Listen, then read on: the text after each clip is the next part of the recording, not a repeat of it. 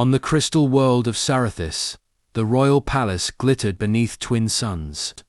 At its heart lay Princess Larath, heir to the throne, cursed by gravity itself.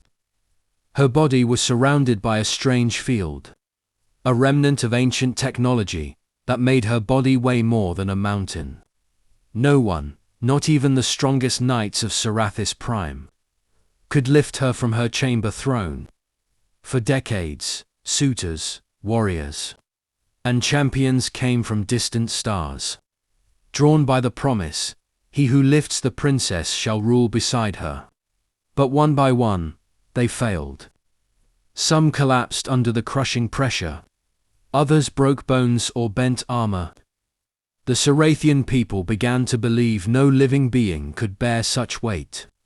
Then one day, a stranger arrived, not a knight, not a prince, just a human covered in grease, wearing a torn jacket, carrying a small toolkit at his side.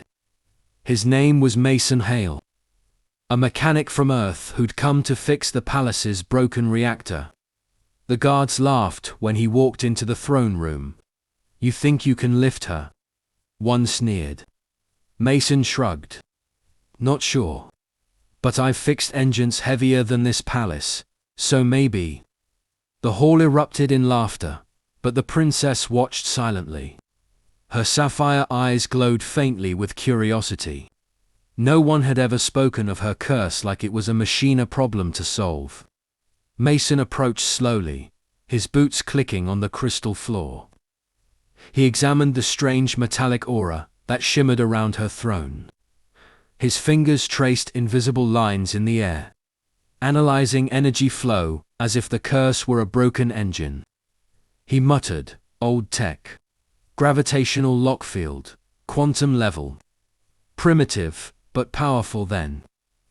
Without hesitation, he reached into his toolkit, pulled out a device no Sarathian recognized, and adjusted its settings. The knights whispered, "He's going to die." But Mason smiled faintly. "Nah, I'm just going to fix her." As he touched the field generator embedded in the throne's base, the entire hall shook. Light flared, blue, blinding, and pure. When it faded, silence followed. And then, he lifted her with one arm, effortlessly, as if gravity itself bowed to human will. Gasps echoed. The knights stared in disbelief. The alien princess looked into his eyes and whispered her first word in years. "Impossible." The palace guards stood frozen, as Mason Hale, the human mechanic, carried Princess Larath down the crystal steps, as if she were weightless. The gravitational field that had shattered Knight's bones had simply stopped resisting him. To the onlookers, it was a miracle.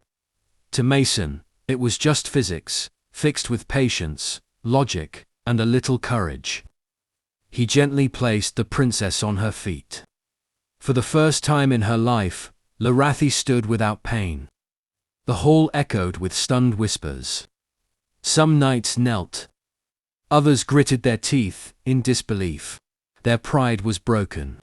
All their power meant nothing compared to one human's hands. The Sarathian king, towering and armored in molten silver, descended his throne. "Human," he said, voice rumbling like thunder, "what have you done?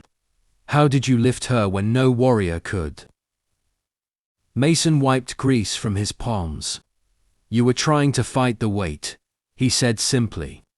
"I just fixed the cause." He pointed to the throne's base.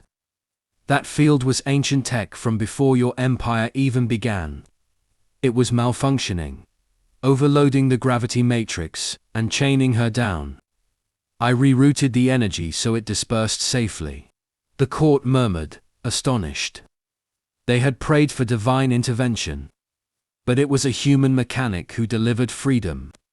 With a wrench and a steady hand. Larath stepped closer, her movements unsteady but graceful. "You understand the old code. Technology no Sarathian has mastered in centuries," she said softly. Who are you, Mason Hale of Earth? He chuckled awkwardly. Just a guy who fixes broken things, princess. That's what humans do. A small smile curved her lips, her first in years. The king, however, saw more than kindness in the human's act. He saw power. Dangerous power. The ability to understand what Sarathians could not. You've meddled with royal technology, he warned. That borders on sacrilege. Mason shrugged. Then call me a heretic. But your daughter can walk now. The hall went silent again. Even the king couldn't argue with that truth. He turned to his council, uncertain whether to punish or honor the man who had achieved the impossible. Meanwhile, the princess looked at the human not with fear, but with something deeper, respect, wonder, maybe even admiration. For in that moment, Laratha realized something profound. Humans weren't just survivors. They were creators, problem solvers, beings who looked at impossibility and called it a challenge. And Mason Hale had just rewritten Sarathian legend with one arm and a heart that refused to yield. That night, Seraphis didn't sleep. The story of the human mechanic who lifted the princess spread like wildfire across the crystal cities and data channels of the empire. Some called him a savior, others called him a blasphemer. But for Princess Larath, Mason Hale was something else entirely. The first being who had ever treated her like a person, not a prize. Inside the royal gardens, under glowing vines and twin moons, Larath found him repairing a hovering transport. You could have left, she said softly. After lifting me, you could have claimed glory or demanded riches. The day the council witnessed humanity's predator mode fully awaken. HFY sci-fi story. Mason tightened a bolt, smirking. Not really my thing. I don't do this for crowns or coins. He looked up, meeting her eyes. I just like fixing what's broken. She stepped closer, her voice trembling. Do you think I was broken? He shook his head. No, just trapped by someone else's mistake. Happens more than you'd think, to machines and people. For a moment, silence hung between them, filled only by the hum of alien night. Then she smiled, a real human smile, fragile yet bright. But their peace didn't last. The Sarathian Council had convened, declaring Mason's act a threat to the Empire's sacred balance. Armored sentinels surrounded the garden, weapons glowing. By order of the High Council, a guard announced, the human is to be detained for unauthorized manipulation of royal technology. Larath's eyes flared with fury. You will not touch him. The guards hesitated.